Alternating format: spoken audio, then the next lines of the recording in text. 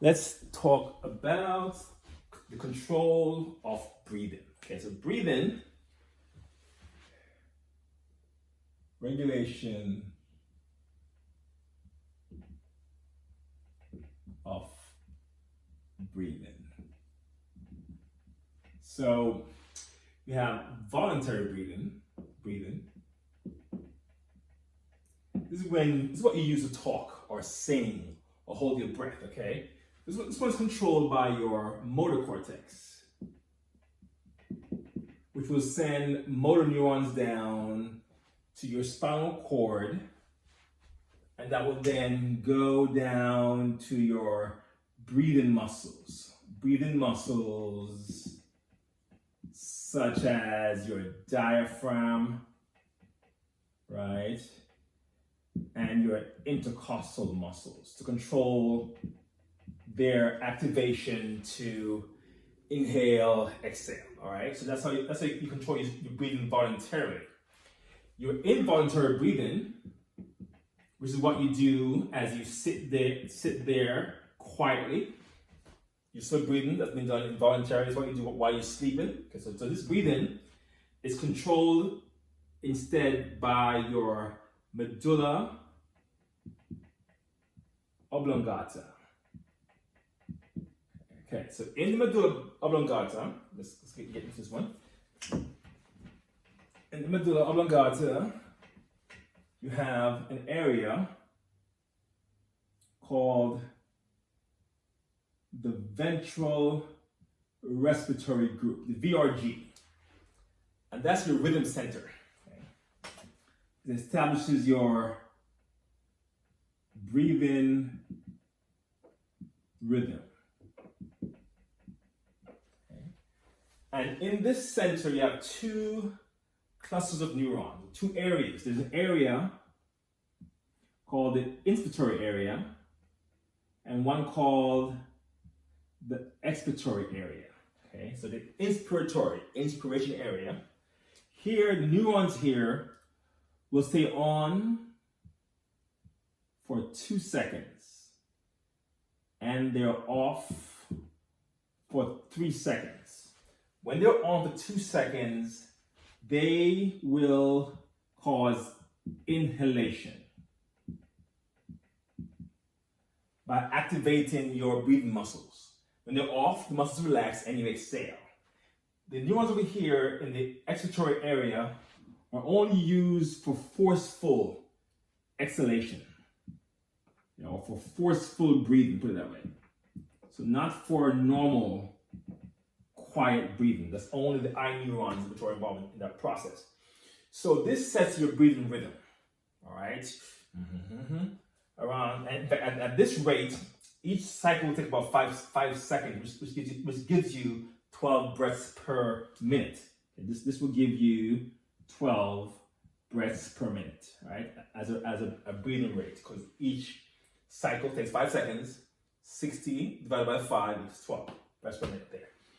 So you are able, however, to change your breathing rate. You can go faster or slower depending on what you're doing, right? So there's a basal level, you can speed it up and bring it back down. So the VRG then knows when to adjust the rhythm based on input from another area in the medulla called the dorsal respiratory group. So the DRG will tell the VRG when to modify your breathing rate.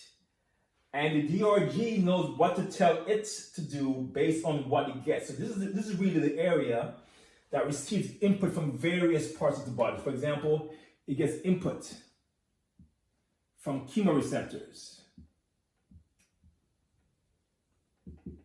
So this will tell it about what's going on with the blood gases, especially levels of CO2 are being relayed by chemoreceptors.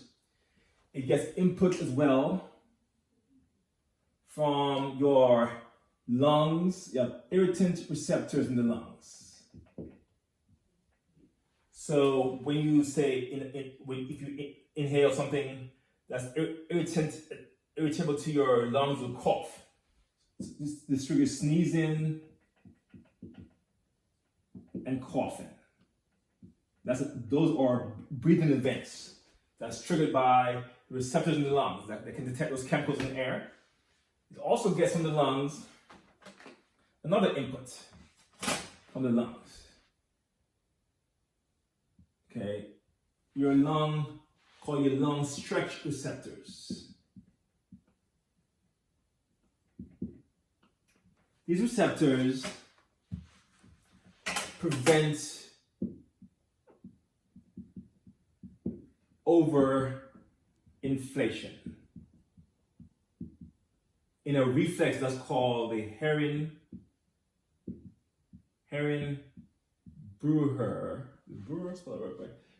Brewer, B-R-E-U-R, reflex. Okay, this reflex, usually used in infants. So when newborns, they use this reflex to make sure that they don't over inhale. At some point, as they inhale, the lungs stretch and will trigger you to stop inhaling. This is the reflex that's done. And adults use it when they do extreme lung inflation, like at some point you gotta stop breathing in because this will is triggered. Okay, so adults use it, or older kids, adults for extreme inhalation. So you're getting chemoreceptor input, stretch input from your lungs, irritant input from your lungs as well. You also have your proprioceptors. So proprioceptors are receptors that monitor your joints, where you are, positionally speaking. So, depending on how you are, your rate of breathing may have to change. So proprioceptors also feed into here to tell this to adjust your breathing. And then there is your pons. The pons, as an area called the pontine respiratory center, it's more involved in that transition from inhalation to exhalation. Okay, so the pons also goes to here, which then come down to here. Sometimes some authors suggest that the pons may also directly go to the BRG. But know for me that all of these, pontine input, chemoreceptor input, stretch input, irritant input, and proprioceptor input all make their way into the DRG, which then relays the appropriate stimulus to the BRG to then adjust your breathing. That's how breathing is controlled involuntarily. Okay. For voluntary breathing, this is not involved at all. Voluntary breathing goes straight from the brain, straight down to the spinal cord, straight to the muscles of breathing. So remember, the VRG goes to your muscles of breathing.